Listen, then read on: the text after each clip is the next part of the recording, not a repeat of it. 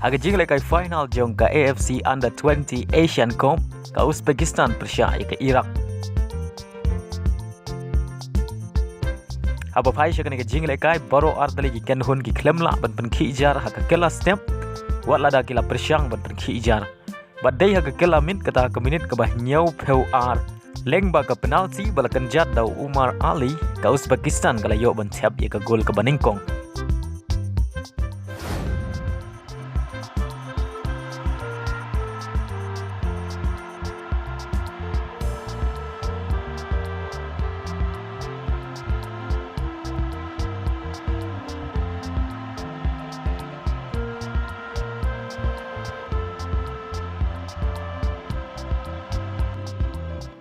Bad hadu bukut ka jingle kai ki rang yele kai jong ka Iraq ki klemla ban sikuliang ye shigol jong ka Uzbekistan. Bad day leng bagare ki shigol la penlong ye ka Uzbekistan bakan long ka ladu jong ka AFC Under 20 Asian Cup mentau snem. Bad kadai ka Sien ka Nyngkong baka Uzbekistan kan long ka ladu jong ka AFC Under 20 Asian Cup.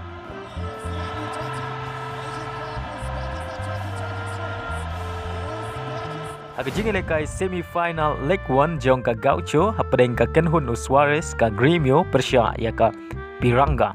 Haba phai shakane ka jingle kai ulua Suarez ulayo ban pen khijar Nyngkong nak benta ka Gremio haka minit ka bakhat ar.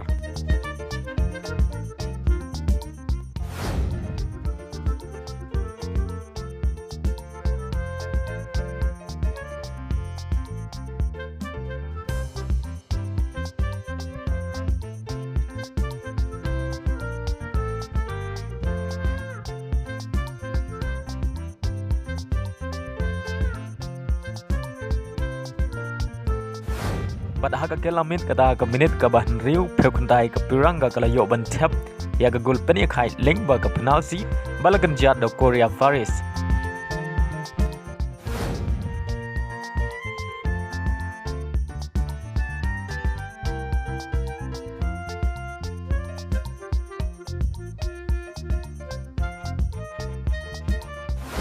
Bashwa kot ka jingle kai kata ka minit ka bakhandai peu plus R ka Piranga kala yo biang ban tap ya ka gol pentam leng ba ka penalti but Sien ya ka ni ka penalti akan jat biang do Korea Faris.